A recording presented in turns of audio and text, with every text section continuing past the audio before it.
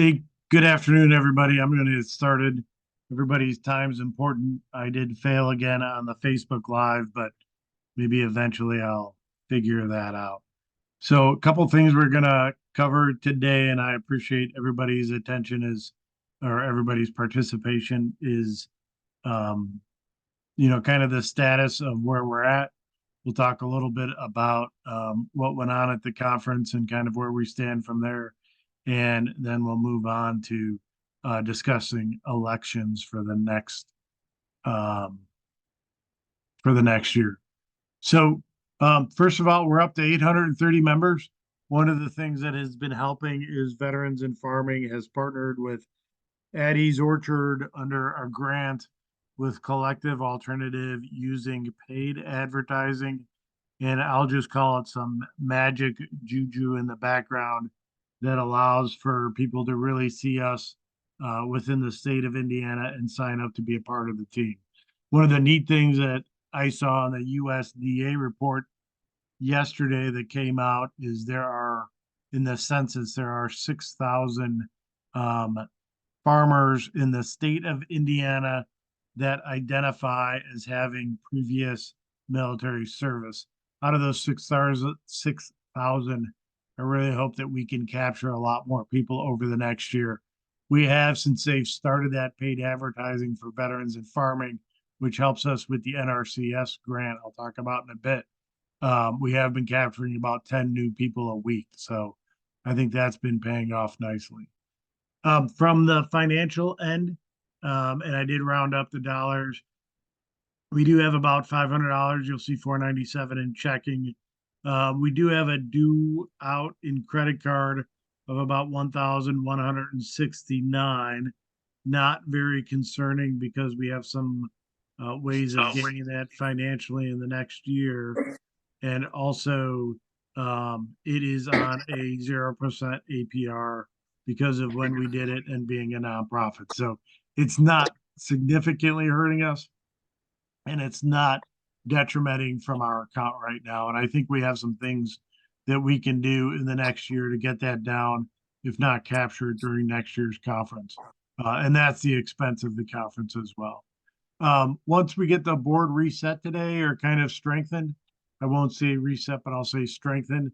We'll talk about making up that deficit. That includes monetizing maybe the videos from it, to which I have, and maybe a tiered membership process I'll where be we look here. at, hey, somebody's got an open chat there. Hey, and then we'll look at doing a maybe monetizing the new board that we'll talk about also maybe a tiered membership process with cost. And what does that tiered membership look like? Gold, silver, platinum. Where do you get to and what do you do? And when we talk about that, I think we also need to talk about making sure we keep our core mission in mind of helping veterans in farming and getting people into homesteading and farming in many different ways. So that decision obviously has not been made, but I think that'll also reduce our 1169 on the credit card. Also, we did do a grant. I did a quick turn because I noticed that there is an organization called Dauntless Veteran Foundation, and I did a quick turn on that to try to get some grant money from that organization as well. And that I know a few members have done that also, and we'll see what that turns into at the end of the month. We do partner with Addie's Orchard and the Equity and Conservation Grant to support the veterans farms.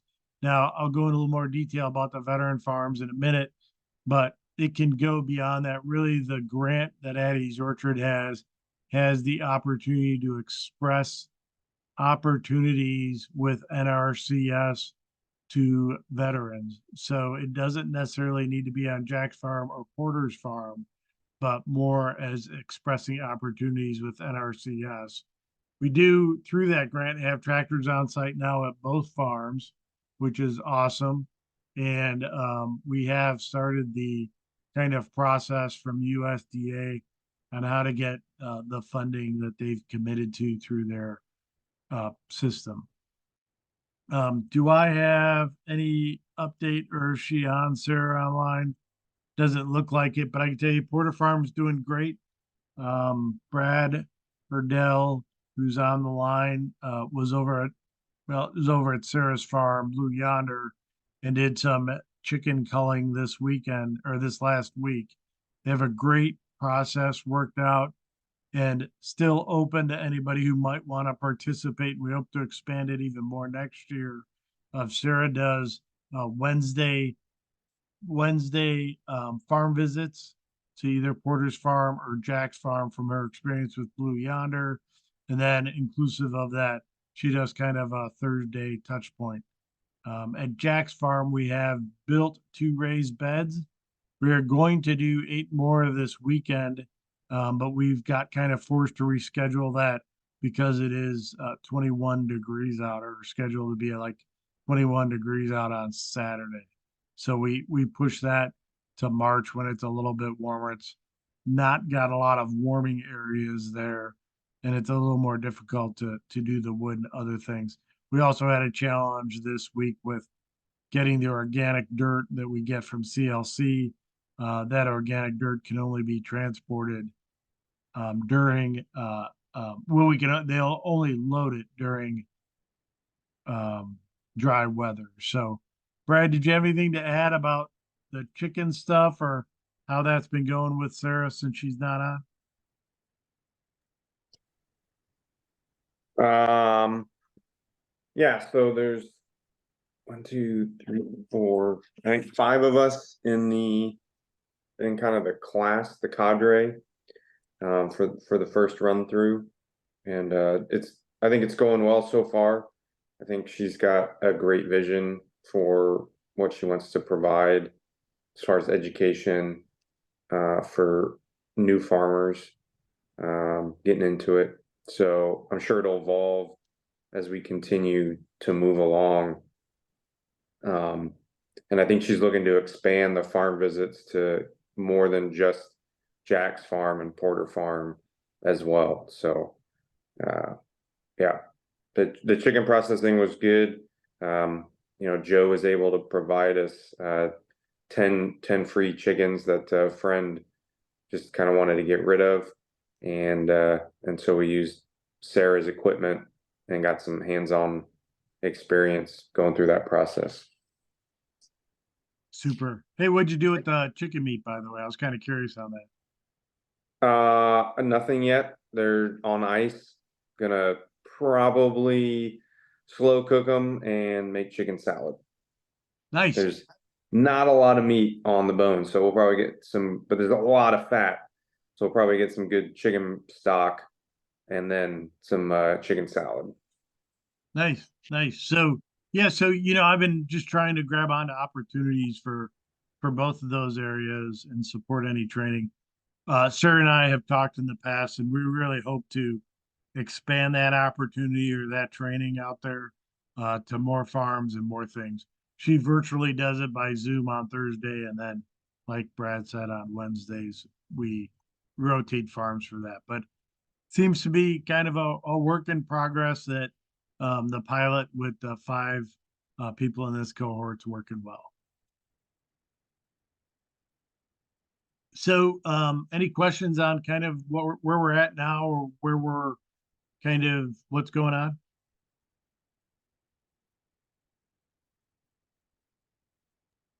Hey, Okay. Joe. Yeah, go ahead, Dawn. Just real quick, I'm. What is the connection between advertising the organization and getting grants? I didn't quite get that connection. So that's an awesome question. So when you write a grant, and I wrote the grant through Addie's Orchard with NRCS, the outcome of the grant is to provide more information on NRCS programs, or to connect with veterans in Indiana on NRCS programs, and then provide a hands-on experience for them. Through that, and I'm not Facebook smart, I can't even get us Facebook Live today. There's apparently some advertising juju on the back end that really helps to advertise it. and at NRCS's Natural Resource Conservation Service under the USDA. Did that answer your question, Don? Yeah, thanks. That was a good grant to write. So the next thing is the veterans in farming and the opportunities we have. Now, right now, the Indiana Ag Vet grant is still open through Hoosier Uplands. They have paused for taking in more interns, probably for the next month or month and a half until they kind of reconcile their books. If you remember previous discussions, the Indiana Ag Vet under Hoosier Uplands is on a second year extension, which is usually unheard of, but they had the funding to support it. But it is occurring, so it's a little light on funding this year. Hoosier Uplands does plan to put in for it next year as well. One of the key things to note, though, is like I said, they are on pause for more interns, but I believe they're still stipending, excuse me, the people that want to go to school. So if you're not familiar with that grant program, or if you're not signed up for Indiana Ag Vets, I highly encourage you to. They do have a stipend or two left based upon funding to go to the National Training Workshop with Agribility, which is from March 25th through 28th. So this is for somebody in Indiana specifically, and that'll be located in the Buckhead district of Atlanta, Georgia. Again, it's March 25th through the 28th. And if somebody's interested, they can either reach out to me or reach out to Linda Tarr at Hoosier Uplands, and we can kind of point you in the right direction. But in essence, I highly encourage it. That the National Training Workshop for Agribility will have a couple discussions. One of them is on accessible beekeeping. We have a couple nonprofits there from throughout the country that'll talk. Michael O'Gorman, who's who was a founder of the Farmer Veteran Coalition, will be there. So I'll tell you, the NTW is a great event for veteran farmers. I think we have about 50 attending already, if not more. And it's really a good way to both see what opportunities out there as a veteran and as a veteran that wants to become a farmer or is in service currently, and or if somebody has an accessibility challenge, to see some of the opportunities there as well. So some of the discussion points that I wanted to bring out on some of the grants is the farm to school grant that we had talked about before is submitted. And so the intent of that is really a planning grant to identify veteran farms within the state of Indiana that have the opportunity to show their produce in schools. Brad Erdell has taken the lead on that. Thank you, Brad. And we will see where that grant turns. It's a planning grant only for a year to kind of get a sense of that. And we have the support of Indiana Grown for Schools as well. So that's a good news story. We're looking at the specialty crop grant. We've not been getting a lot of people wanting to do the maple syrup harvesting at Locust Farm. I think we had 6 there last week, and I just highly encourage. Maple syrup is a nice, Mommy's on a easy call. kind of in between place for in the cold, and people can't find produce from their houses. So the only thing I would say there is that if somebody wants to do maple syruping, I know Patrick McCarty is doing another weekend, and he has a Facebook site as well, and trying to link that all together. Don Murray, since you've done that, do you want to provide any comments on how that's going? Just that he's done a lot of research and taken all the knowledge that Cornell put together about how to set this up to be super efficient. He used to spend $300 on gas for his tractor to go up and down the hillside collecting the sap. Doesn't have to do it anymore because it's all in permanently mounted tubing that apparently has no ending. Cornell's had theirs up for 20 years and there's no sign of wear. It's not that expensive. And so he figures that he saved so much on gasoline that the tubing's paid for itself, and he just collects down at the the bins, the barrels, and then pumps it through reverse osmosis to get the sugar out, separated from the water to save a lot of the firewood that he would have used to burn it off. It's just a brilliant system, and he's making money. It's not super high stress. He's bought a lot of used equipment. I think it's really good for anybody that has trees on their property. And it's happening during a low workload time in the early spring. So, and he's a great teacher. We had a lot of fun with him, and he's a natural and he likes to share. So, if anybody's interested, we're gonna put together a summary of what we did and a how-to page, so that if you're interested, you know where to start. You don't have to reinvent the wheel. Yeah, thank you, Dawn. And so we were looking at the specialty crop grant for that. I think with the level of attendees of 6, we don't have a large interest to really go after that state money yet. So we're going to continue to pursue that, keep doing opportunities, but like everything in farming, it's seasonal and it'll probably end soon. I think this weekend, I've done maple syrup myself a few times. This weekend with the cold snap, especially on Saturday, that's why we're canceling the one event. It will probably cause the trees to let go a little bit more sap than they have in the past few days, and hopefully produce some more stuff for Patrick and Locust Farm.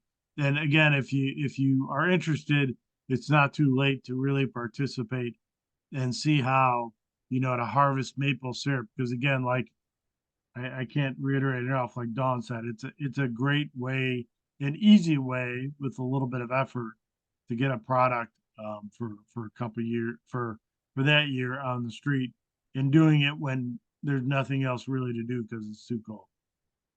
We're looking at the Hey, Joe. Urban Agriculture and Innovation Grant as well as a hydroponics option. Still digging into that. We are looking at the Resilient Food Systems Grant, which is going to close in March, but Jerry Alexander and I have talked about a shared kitchen idea in Anderson, Indiana. If you've ever Googled shared kitchen, they are kind of expensive and kind of central to Indianapolis. We had some thoughts about doing a shared kitchen in Anderson from some property Jerry has, and then being able to offer to the veterans in Indiana an opportunity to create value added produce. So if you're not familiar with value added produce, that is taking things off the farm, processing them in some way in a kitchen, and then being able to, sell them again. So still looking at that, but I think we're definitely going to put in for some sort of shared kitchen idea in there. We are looking at, we have been asked actually by Purdue to partner on the Food Safety Outreach Competitive Grant. We'll see if that comes through Purdue Food Safety. If you haven't met Betty Feng or her team, is looking at food safety from the optic of doing a VR kind of walk through a farm type idea. I think she previewed that, or her team previewed that a little bit at the conference. So they asked us to partner with that with veterans, and we agreed to that. And then lastly, we're taking some eyes on, especially with Addie's Orchard, because of the constraints on time and how long it has to exist, is the Beginning Farmer Rancher Grant. What I see happening with the Beginning Farmer Rancher Grant is an opportunity to, I would say, subsidize next year's conference. And that's really the way Addie's Orchard is going after it. Hoosier Uplands may go after it in different ways, such as, the stipending of internships and other things. But if you've ever been in the grant world, it takes a little bit of finesse to make your verbiage match the verbiage of the grant. But if you're familiar with the Beginning Farmer Rancher Grant, that's for organizations, and they try to touch 10% of that money going to veterans as well. And then also on top of that, upcoming is the 2501 grant, which is for socially disadvantaged, which we will be eligible for, as well as the Ag Vet grant, to which Hoosier Uplands does plan to put in for. So lot of grants. This is kind of the grant season for the next month or two to really get yourself set up. Any discussion or additional information on those areas? Yeah, Joe, just one. Ag Vets has been a huge blessing. Are you saying that that is probably likely to go away? So grants are funny. Sometimes grants have to do with the political structure above the people that we talk to. So secretaries, appointees, president, they get some flexibility to do that. Sometimes they don't. I don't know where Ag Vets is going to go. It has not been posted yet. I hear rumors that it will be posted this year. I'm not sure if it will be posted next year as a grant opportunity. So grants are just, there's some flex. The Secretary of Agriculture gets some flexibility on where he puts fundings and into what grants and to what he or she wants to focus on. I am hoping and thinking that maybe this year we'll get the Ag Vet grant. I'm not sure in a political climate a year from now that we will get the Ag Vet grant. So all these grants are opportunities to change. I do know that the Beginning Farmer Rancher grant has been around for quite a while, and they do continue to push that as a 10% veterans get to participate. For those people that aren't in the grant world or want to be, it's a funny world. You have to put in your application for 3 or 4 grants and hope that one of them gets approved and takes wind, and that you can execute on those monies, just like the NRCS grant. It's shots in the dark. The NRCS grant that Sarah and I have worked on for Operation Groundwork, that's what we call the veteran farms. That's probably the 3rd time we've submitted for kind of that type of support. And you've gotten it? We did get the NRC. So at Ease Orchard, let's be organizationally correct, got the NRCS grant for equity in conservation. And then at Ease Orchard executes that through the veterans farms to support the veteran farms. Okay. And are veterans considered part of the socially disadvantaged 2501? Yes. Really? Yep. Okay, well, that's good to know. So Could that replace Ag Vets? it could. I think one of the things, if I were to kind of pontificate above, the people I talk to's level, is that every one of these grants create a workload on USDA and creates a person that has to staff it or be the project manager for or the like. I think it is likely that in the future, maybe not this year, but maybe next year, that they drop one of these 3 grants which supports veterans, Beginning Farmer Rancher, Ag Vet in 2501, and roll them into 2, only because of USDA staffing levels and just the way, kind of, from my experience in the big 5-sided building, kind of the way that works. Because you're still going to get the same outcomes as a leader in supporting veterans. What you're saving is a person that has to be a program manager for a grant that probably has 20 or 30 touch points throughout the country. Does that make sense, Don Marie? Yeah, and I just want to say, Joe, you are a godsend, because anybody that can figure that stuff out and help us is an angel. So thank you that you know that stuff and keep your eye on it. Yep, no worries. That's what I kind of enjoy doing. I guess it's just an extension from my days of when I was in service. So thank you. Any other questions on the previous slide? Hey, Joe, this is Jerry. Yeah, Jerry, go ahead, man. You probably know more about politics than I do. Well, I know a little bit about it. On that maple syrup specialty crop, did you say that was a specialty crop grant? So maple syrup is on the specialty crop list. And you and I had talked about getting equipment to support that. We just have not had kind of a large attendance or kind of reach out to say if we got that equipment through the specialty crop grant that it would be used. And also I sent back after our initial submission to Indiana State Department of Ag. They had some concerns about the equipment because more than you can't buy a piece of equipment more than $5,000 in cost. Um, I asked them, and I'm waiting for their answer on how that aggregates out against buying a box trailer, buying a burner.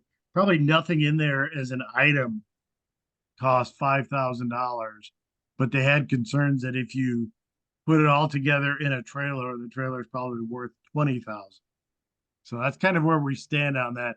If we had like 20 or 30 attendees that said, hey, they want to do maple syrup, I think we could more aggressively pursue that.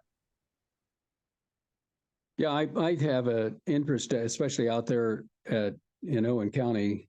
We were going to check and see if there was any maple trees out there. I would imagine there is. And the question was whether the Corps of Engineers would allow extraction of maple syrup out of trees, because there's 1,500 acres of forests around our property there, and we have 30 acres of woods. And surely there's some maple trees that you could extract off of, but I think that I had an interest, but politically right now, I am up to my hubcaps with Senator Braun's governor thing, and like even the next 3 Saturdays in a row, I'm going to be with the senator, and so it's going to be kind of a hard. It was hard. I was out of pocket when they had the maple syrup thing, and recently, and I wasn't able to go. Okay. I do have an interest because of that. That's an asset I guess that might be utilized. Yeah, no, Because absolutely. I think our plan was to both do the equipment and then provide lease or subsidization for anybody who owned property to do that maple syrup harvesting. Um, I would love to do it, but I probably don't have the bandwidth in 2025 to go out and do it. I think if Well, we I were get that. to move forward with it, we just need to find somebody that really wants to go to your property and harvest maple syrup from it. Because Patrick and I have talked, and there's probably a ton of opportunity there. Yeah. Jerry? Anyway, yes. Oh, Jerry, please go ahead. I didn't mean to interrupt it before. I'll hold my question. Go ahead. I was finished. Go right ahead. Oh, well, Jerry, this is my question for you. You are a huge blessing to us through Senator Braun, because since he's in the federal government and a lot of the programs we're interested in are federal level, you are a huge asset to us.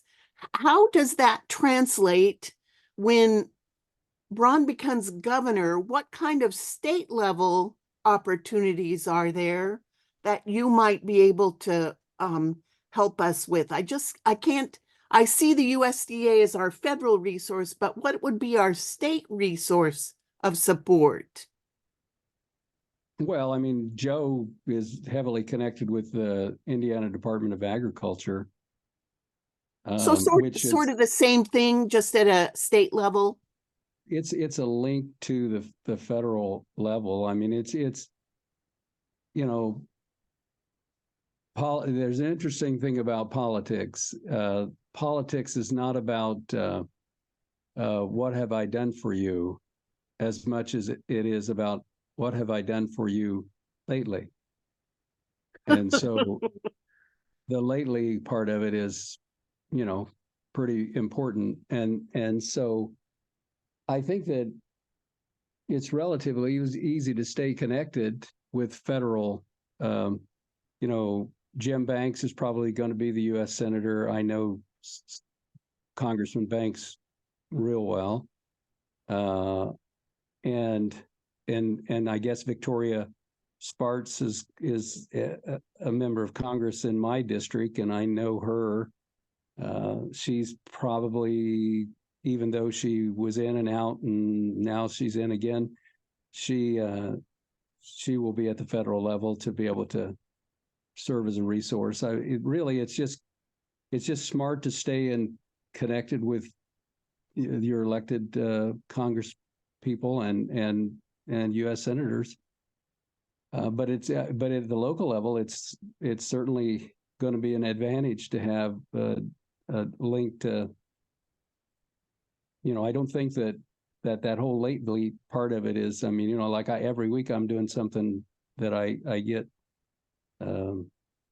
Senator Braun gets reminded that I'm part of it. So I think that I'll still be able to be of some help. At least, you think so, Joe, or what do you think? No, Jerry, I completely agree. I think my involvement with Indiana State Department of Ag, whether it's an endorsement for something that goes to USDA, or whether it's an application for something that USDA funds but allows the states to kind of distribute, I think it'll continue to be awesome when Governor Braun is in office. Yeah, I agree. So, yeah, that's I kind, you know, I don't know what I'm going to do in terms of, you know, our polling shows he's going to win. But things can change in politics. But if I was a betting person, I would bet heavily on Mike Braun being the next governor. Should that happen, of course, I've got to figure out what I want to do, and there's a lot of things that I could do. So I'm just waiting to see where I fit in, and that might be an advantage to this organization or whatever. So we'll see. Hey, Jerry, you're always invited to go with Brad and cull chickens. I've done that before. It was in my backyard when I was growing up there. I grew up with in a family of 6 kids, and we had a fire and big buckets of boiling water out in the yard, and my dad would cut the heads off, and we would duck the chickens in the boiling water and pluck their feathers, and yeah. I've done that. You know, we had about 25 chickens at that time. So awesome. We did. We butchered rabbits too. So I'm familiar with that. That's been years ago, though. That's awesome.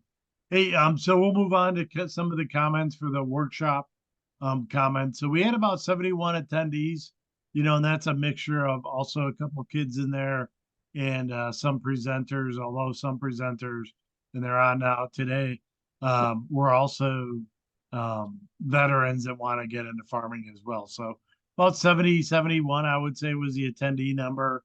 I think that's awesome because if I look at other organizations that support veterans that want to get into farming, their numbers are usually in the 20s. So we hit it out of the ballpark with that.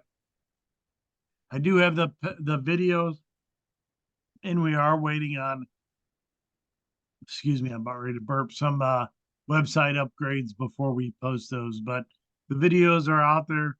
They weren't 100% great. We may change them a little bit in the future, but it was a low cost opportunity for us that Matt Oden provided, because he's a veteran as well and has worked with me in Indianapolis unit.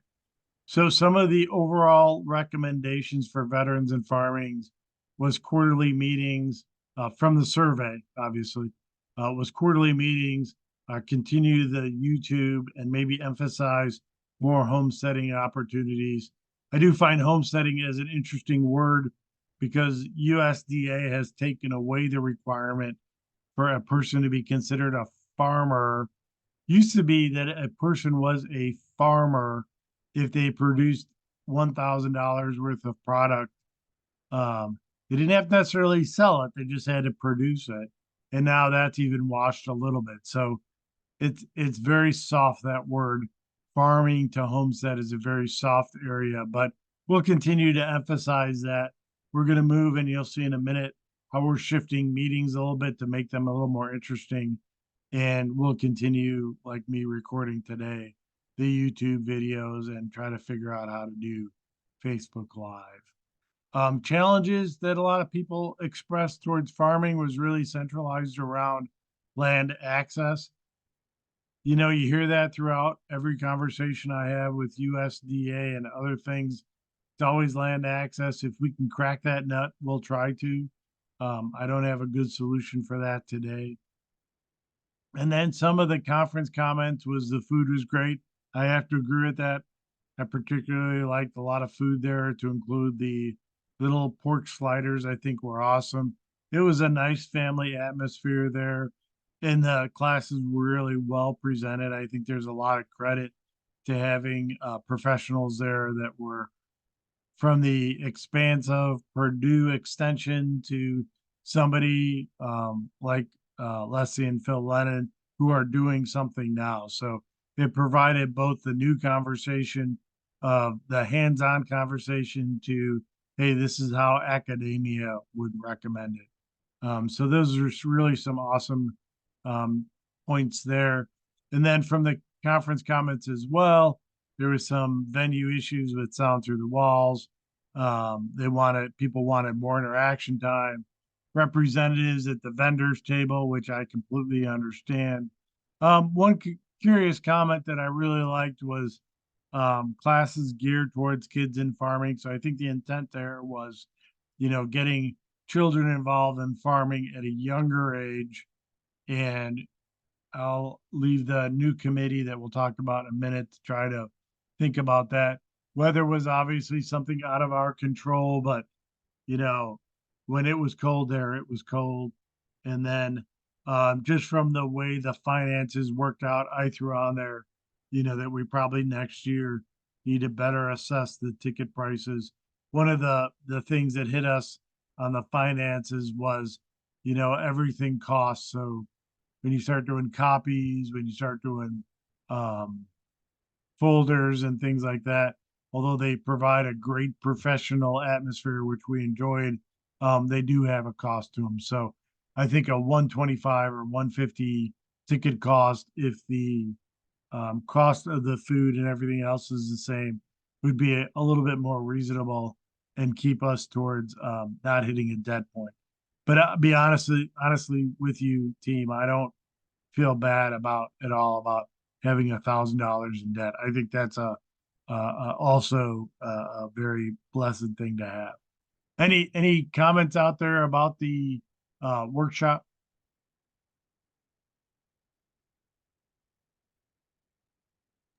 No, I enjoyed it, Joe. I thought it was great. Hey, thanks. I appreciate that. It was a good first conference.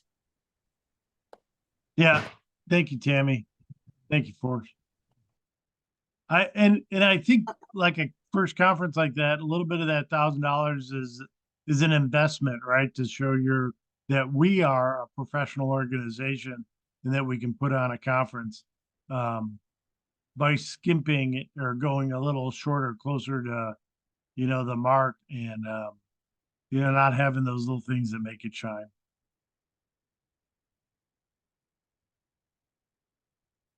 Okay, I'll move on to the next one. So the 2025 conference. So Brad Erdell and Darren Chapman. I'm not sure if Darren's on. So probably throw Brad under the bus. Have volunteered to be kind of the co-chairs for the 2025 conference. Right now, kind of the only thing we talked about between Brad, Darren, and I was that we wanted to hold something a little bit south of Indianapolis to give opportunity to people in the Bloomington area, whether that's Bloomington or South, but we kind of want to move the location.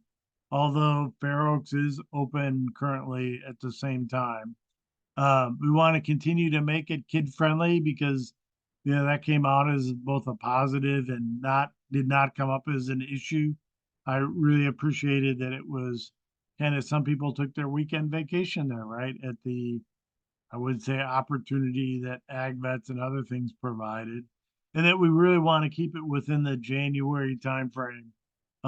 Because February gets a little heavy. March would be difficult with the Ag Vet conference that a lot of people go, Agribility conference, I'm sorry, in March. So really January is an opportune time. Maybe we could push a little bit into early February. The trick is during that time frame is there's a lot of people holding weddings and other stuff. So we do have the Abe Martin State Park on hold without a deposit, just penciled in for a date in 2025 in January. So that's great. That's kind of the way the state parks work. Or Brad and Darren are researching other ideas, and then they're starting to establish a committee to talk about it. But hopefully we've broken some of the framework for it to make Brad and Darren's work a little easier. Brad, did you want to comment or any thoughts there or additions? I think you covered most of it. I think the only thing that we've nailed down is that we're going to do it in the Bloomington-ish area. It's central as far as east-west goes, but south this time. So trying to mix it up so that provides driving opportunity for folks down south, so they don't have to go quite as far.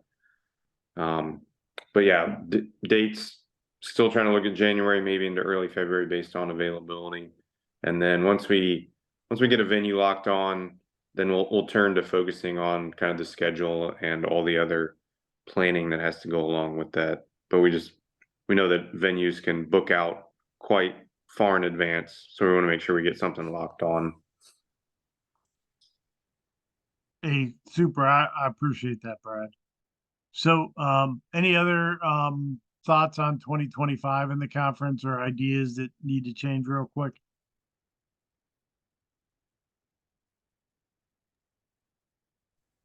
So if anybody's interested in helping, my email's on the screen. Please shoot me a note, and we'll get you added to the conference planning group moving forward.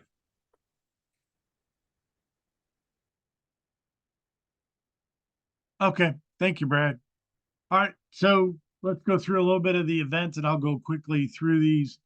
So we talked about earlier the locust farm and the maple tree tapping, kind of weather dependent, but I really like what Patrick did with both a Facebook group for those people that signed up, as well as emails and education material. Patrick's just awesome when it comes to that. February 17th, we are doing it at Sycamore Springs with the Fuhrers, a hoop house building.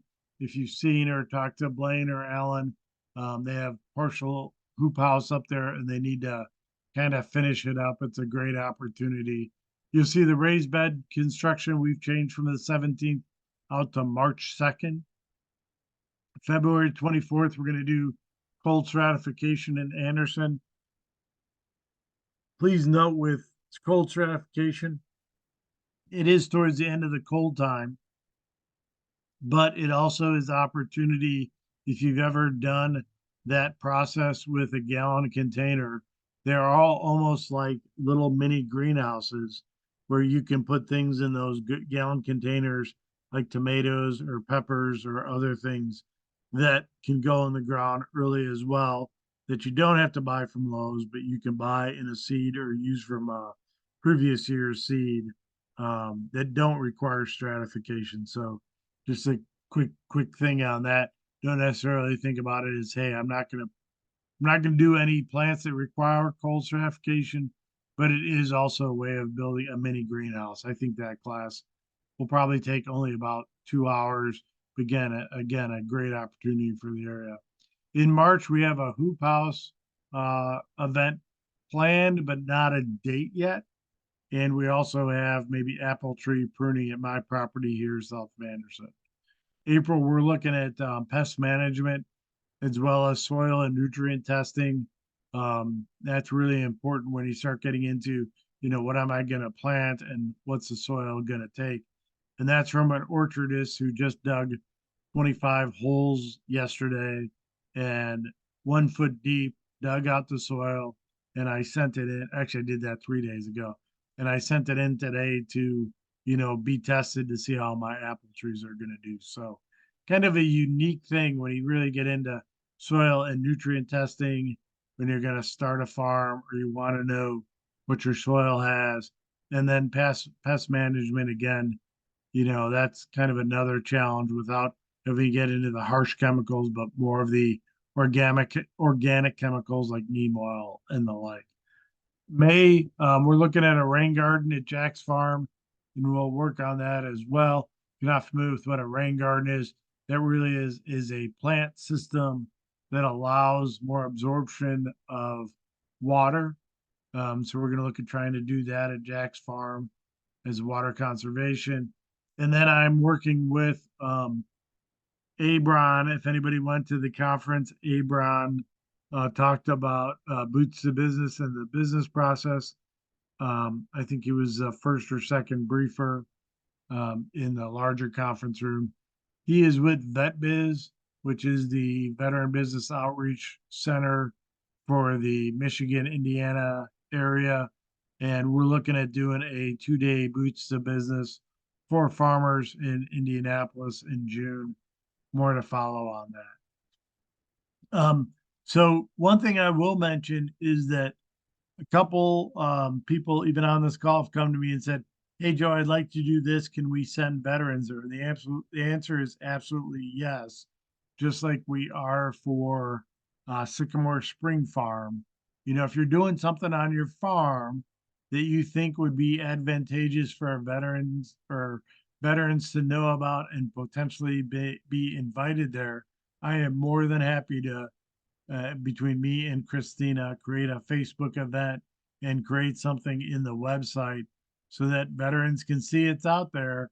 And hey, if you come out there, like my tree pruning class, it's not only advantageous to me to get my trees pruned or to get the Sycamore Spring Farm hoop house built, but it's also an opportunity for a veteran to get a little bit of hands-on training like Brad did with the chickens last week. So please let me know if you have something going on in your farm and you would like to have it open to veterans, and we can talk through that and possibly add that as an event.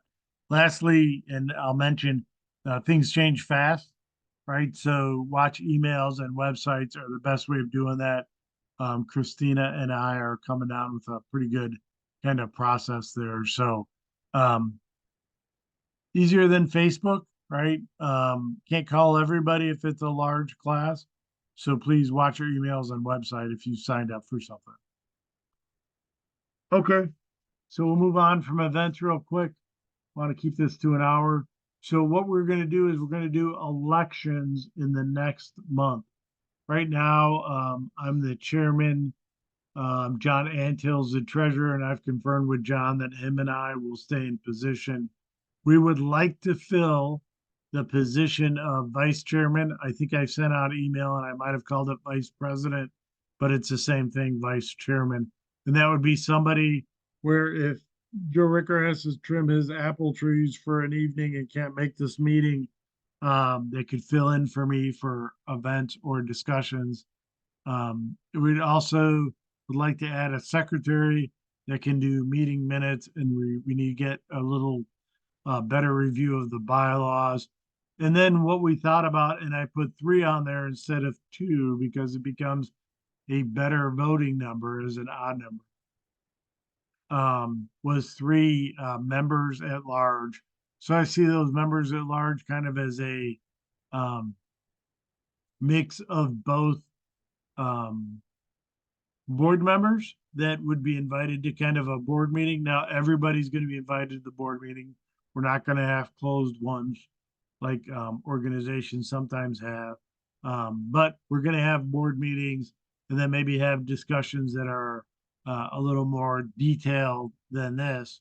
But I see those board members as being a part of those discussions as well as the advisory board.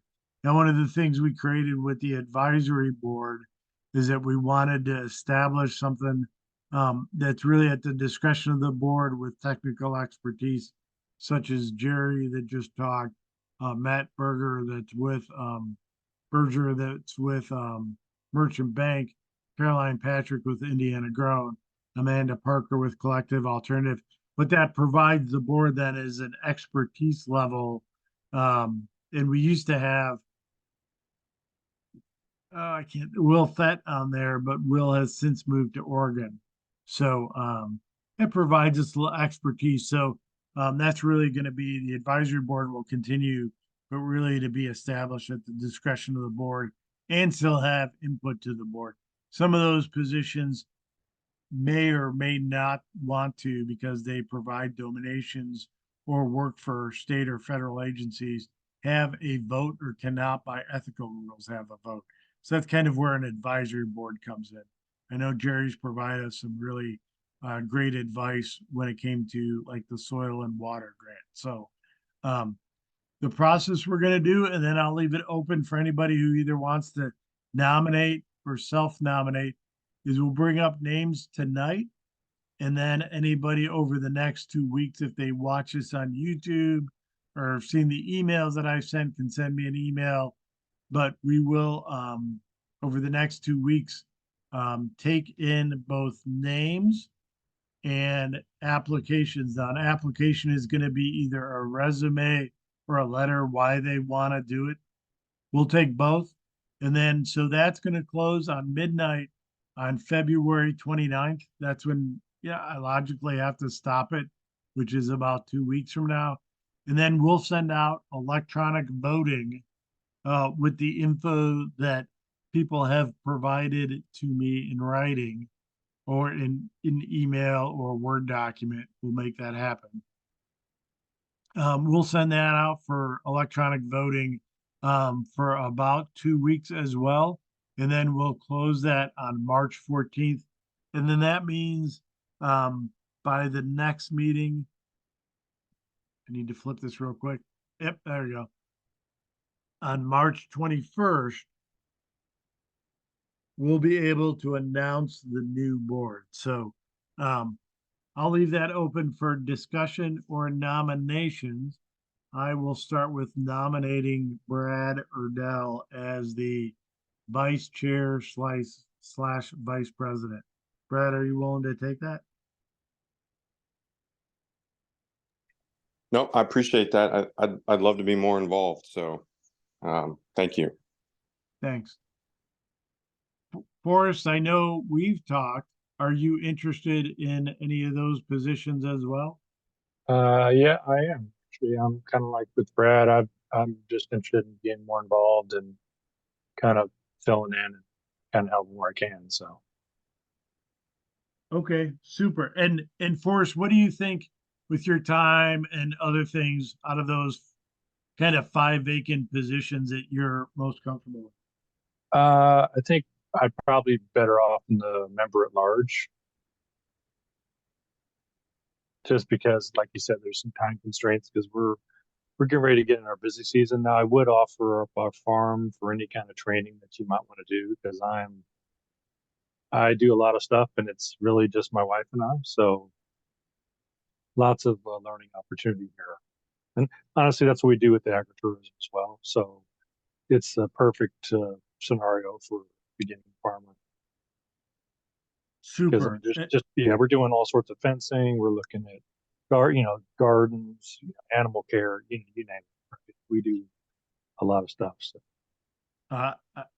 That's fantastic, Forrest. I really appreciate that. So just to kind of disclose, Forrest and I have talked about that, we don't have at a lot of the farms a opportunity to do something like a grazing plan or kind of a fence opportunity there. So Forrest has volunteered to, do some of those NRCS programs on his land.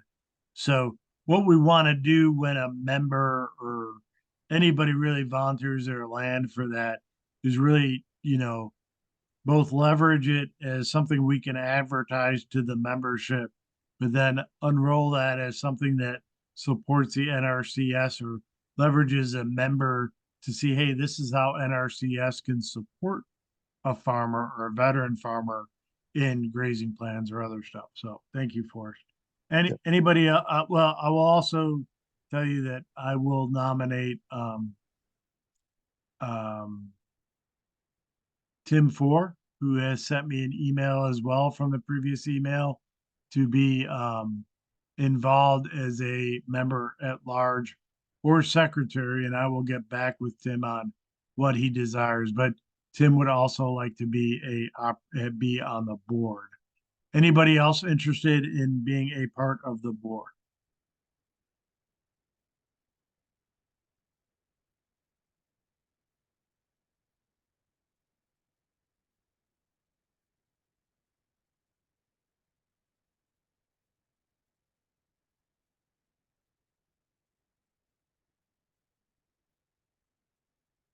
Okay, awesome. If anybody changes their mind, there's still 2 weeks to decide. So people can talk amongst families and see what their bandwidth is.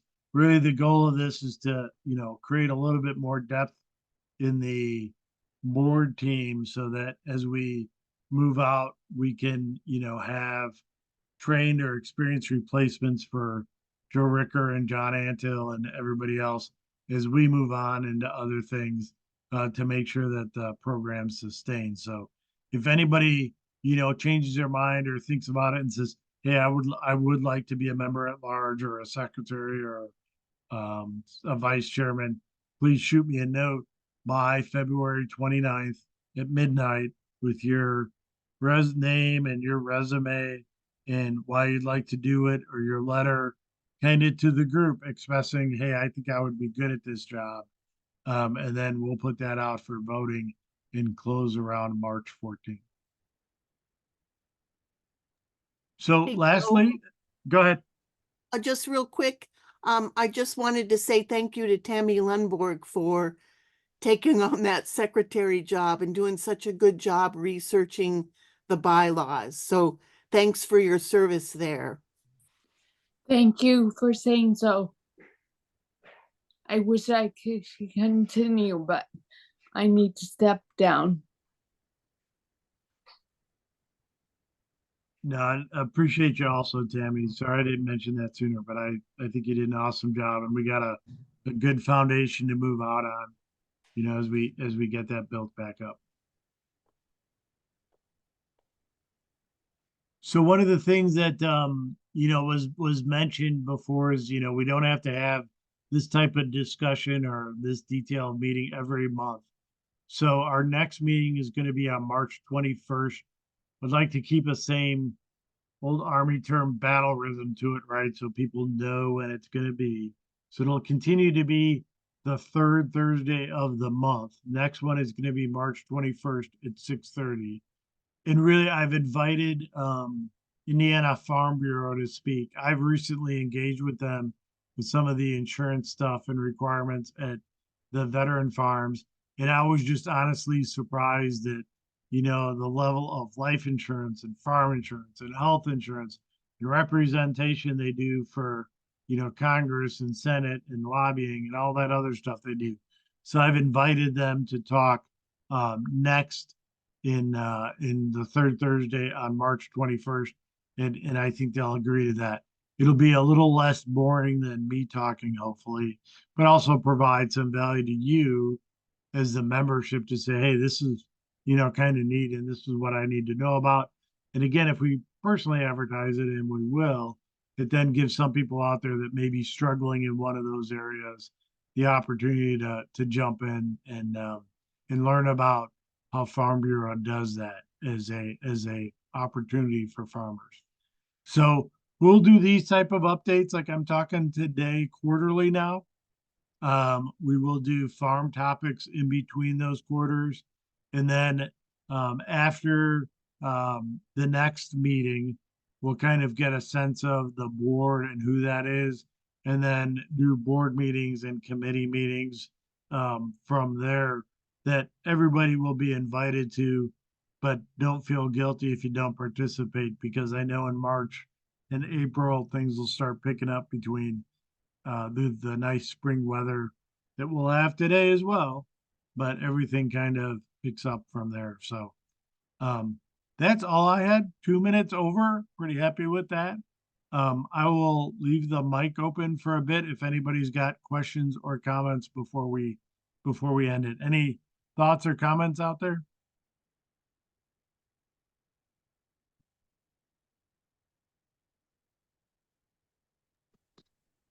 If it's okay, Joe, I just want to let people know that one of the topics that came up in the conference was an interest in learning how to do fecal exams. And so we're organizing that through IU Campus Farm for July for veterans in farming. So we'll be getting more information as we firm up those plans. Oh, that's outstanding, Leslie. Thank you. Thank you for bringing that up, and completely encourage those people that are associated with universities or organizations, if they are doing something like Leslie is at IU, let us know, and more than happy to advertise that as an opportunity for any of the membership to go through. And we try to do that again through email, the event list on the website, and through Facebook. And then hopefully as the grant establishes itself to kind of do more work, the website is cleaned up. You should probably hopefully see changes to that pretty significant in the next month. That'll continue to message out. So thank you, Leslie. Anybody else out there? Hey, Joe, this is Ed Muncie. Yeah, go ahead, Ed. Hey, so I got a couple of suggestions. You're asking for suggestions. I got a question too, if I may. Go ahead, man. Yeah, so the Farm Festival in Muncie, we have one in March 18, 19 coming up. So I'm using that as my source to kind of put my feelers out. You're talking about you needing to get out and reach out a little bit. So I'm doing the Muncie Farm Festival. So hopefully I'm trying to make connections there. So I'm kind of reach out doing it that way. So that's kind of maybe a suggestion we could do. And then land access with that too, though. Have we contacted the mayors of each city to find maybe an acre or two? Maybe they can give up from the city. If we're trying to find access, maybe go to the mayors of each city and see if they have maybe an acre or two available. That's a great idea to look at easement areas for the city. And did you say that festival was in March or April? I'm sorry, I didn't catch March 18, 19 in Muncie. Like I said, it's a 2-day course. What it is they're going to have 2,500, 3,000 kids coming from the schools the 2 days. And I'll be giving a B class, like the beehive and then the centrifuge itself. But that's my point of reaching out to the teachers, reaching out to anybody, all the farm people are in that. And there's like 20, 30 different venues in there, easy, with the farm equipment, so I'm planning on reaching out with them. This is my second year doing it. So now they invited me back. So now I made a connection with them. So I'm trying to get land or try to get them to bring in their equipment to help me. I just got a 2-acre land here in Muncie approved by the Hoosier Uplands. So I'm going to try to make a horticulture out of it. So I'm trying to do my, probing out there, feelers. But that local farm festival is something I would suggest. Hey, no, thank you for bringing that up. I wrote it down, and we'll see what we can shape there as well. So thank you. Yes, sir. Anybody else out there, comments or thoughts?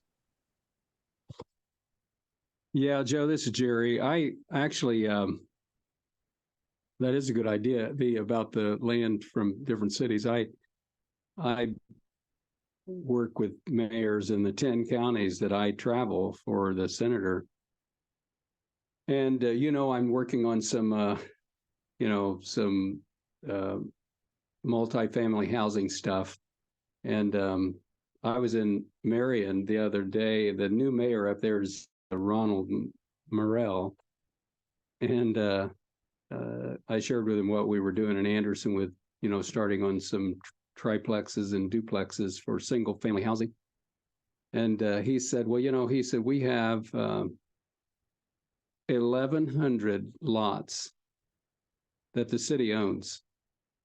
And we've owned them for more than 20 years. And so he said, if you guys, he said, I'll be happy to sell you those lots real cheap.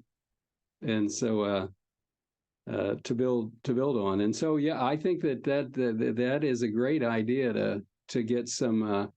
Now, I don't like the thoughts of community farms where they're like one lot and you have these community gardens, only because it really, after a year or two of that, the whole newness of it wears off and it just grows up in weeds. And I've seen that over and over again. But if you combine an acre or two where you could actually do something with it, then it makes sense. But you'd have to take an area like in Crawfordsville, for example. The mayor down there, they have 17 lots along a riverbank that they've been trying to figure out. It used to be a park, and they're trying to figure out what to do with it. 17 lots is about 3 or 4 acres. So that is something that could be done with some work. You know what I'm saying? Yes, sir. That's what I was thinking, man. There's got to be properties out there somewhere, like in each city. I mean, each city has properties everywhere. So I'm like, yeah, we can grab our hands onto those and then just make it like something really nice. I think that'd go well. Well, the story is it has to be a compelling story and some real accomplishments or outcomes, basically, because they don't want more of the same.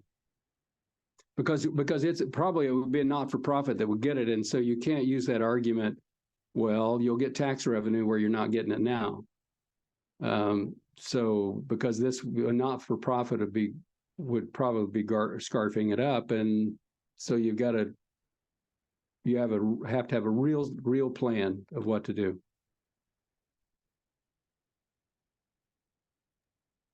No, that's great, Jerry. Let's brainstorm on that, and I would ask anybody who has ideas, shoot me an email, and let's think on that. I know of in other states, people who have considered farming in easement areas. I'm not sure of kind of the challenges there, but Ed and Jerry, you're both right. I mean, there's a lot of space out there that's unused.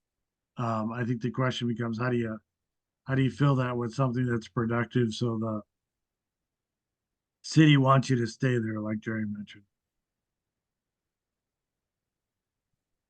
Hey, awesome. Any other thoughts out there? It's a good one, Ed. Thank you.